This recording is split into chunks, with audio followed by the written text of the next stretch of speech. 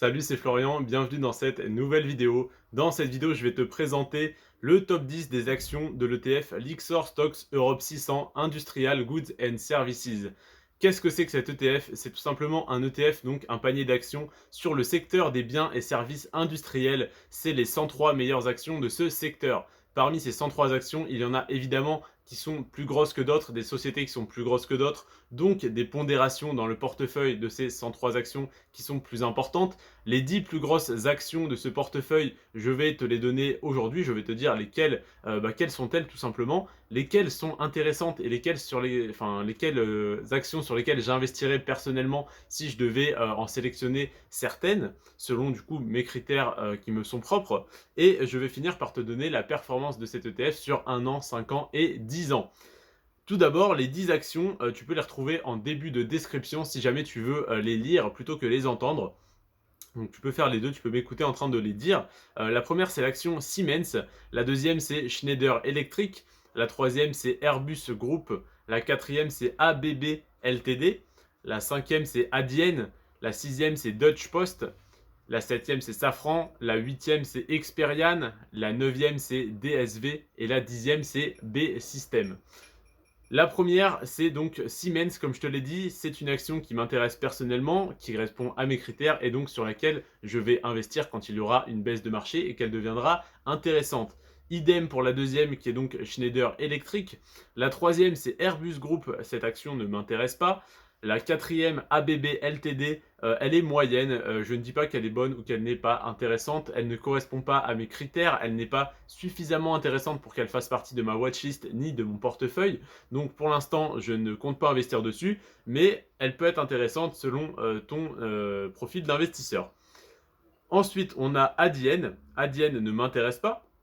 Deutsche Post, c'est un petit peu comme ABB Ltd. Elle n'est ni bonne ni mauvaise. Personnellement, elle ne correspond pas à mon profil d'investisseur ni à mes critères, mais elle peut t'intéresser. Donc, je ne te dis pas que c'est une mauvaise action.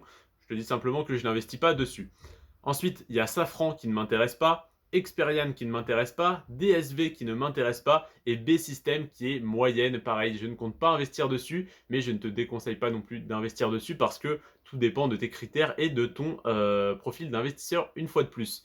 Donc pour résumer, l'action Siemens et l'action Schneider Electric m'intéressent et je compte investir dessus quand elles deviendront intéressantes au niveau du cours de bourse, mais le reste ne m'intéresse pas. C'est donc pour ça que le 11 mai 2022, j'ai revendu cet ETF et que j'ai à la place du coup acheté des actions individuelles. Donc, sur un an, cet ETF a fait moins 10,81%. Alors, il faut savoir que cette année, le marché boursier a été assez compliqué, que la plupart des ETF des actions du coup ont eu une performance négative faible entre 0 et 5%. Donc là, moins 10,81%, on peut l'arrondir à moins 11%, c'est une performance négative un petit peu au-dessus de ce qu'a fait le reste du marché. Donc, eh bien, c'est tout simplement ce secteur qui n'a pas très bien performé. Et si on regarde un des ETF dont je t'ai parlé, donc celui dont je t'ai parlé avant-hier, c'était celui sur le Dow Jones.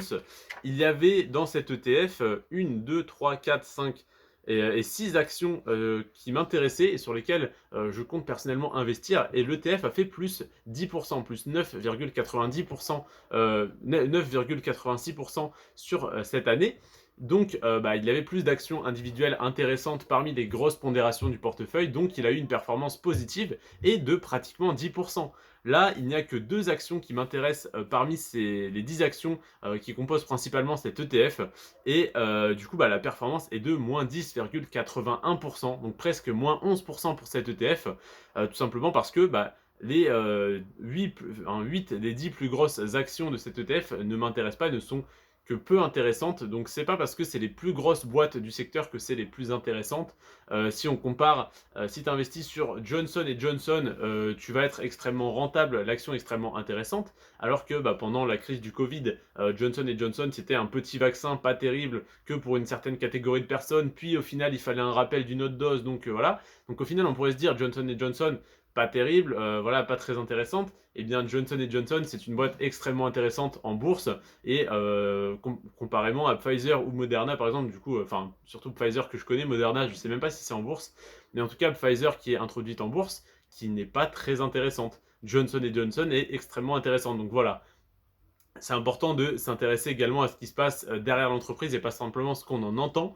Du coup, c'est important surtout que dans un ETF, il y ait beaucoup d'actions sur lesquelles tu investirais personnellement et individuellement. Donc là, moins 10% sur un an, c'est parce qu'il y a beaucoup d'actions qui ne sont pas très intéressantes en bourse. Peut-être que l'action Airbus est une énorme action, un énorme groupe, une énorme entreprise, mais peut-être qu'elle n'est pas très intéressante en bourse. Peut-être que les investisseurs ne l'aiment pas, peut-être qu'elle ne reverse pas assez ou pas de dividendes. Il me semble qu'elle ne reverse pas de dividendes. Voilà, et beaucoup d'autres de ces actions ne sont que très peu intéressantes.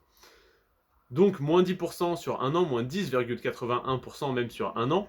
Sur 5 ans, on est à plus 30%. Donc ça reste très faible, hein, ça fait du 6% annualisé. Si tu avais acheté il y a 5 ans, revendu aujourd'hui, ça te faisait une performance moyenne de 6% par an. Avec l'inflation qui cette année est à 7%, c'est exceptionnel. En général, on est à 2-3. Là, on est à 7%, ça veut dire que ta performance ne couvrirait même pas l'inflation. Et sur 10 ans, on est à plus 152%. Alors oui, on passe de 30 à 152%, ça peut te paraître énorme. Ça reste juste correct, on va dire. Hein. Pour un ETF, c'est pas mal parce que tu n'as rien à gérer, ça se fait tout seul, etc. Donc dis-toi que si tu avais mis 100 euros il y a 10 ans et que tu n'y avais pas touché, aujourd'hui tu n'aurais pas 100 euros mais 252,53 euros.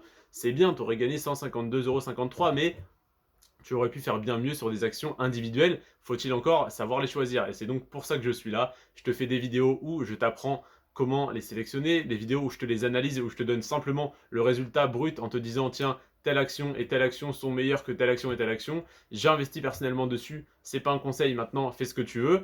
Voilà, je fais un petit peu de tout pour ceux qui veulent apprendre à analyser les actions, pour ceux qui veulent simplement avoir les résultats, et c'est principalement ce que je recherchais quand j'allais sur YouTube avant de faire des vidéos, c'était d'avoir l'information la plus simple, la plus concrète possible, sans passer par 40 chemins. Donc là, on voit que sur un an, on est à moins 11, 5 ans, on est à plus 30, et 10 ans, on est à plus 152, mais c'est pas énorme, et tu peux avoir bien mieux avec vraiment un minimum de connaissances. Alors moi, je pousse vraiment la chose très loin pour vraiment avoir des critères très sélectifs. Quand je te fais une sélection, je te dis ces 40 actions-là sont extrêmement intéressantes. J'ai même établi un classement au sein de ces 40. Je te dis celle-là, c'est la première, celle-là, c'est la deuxième.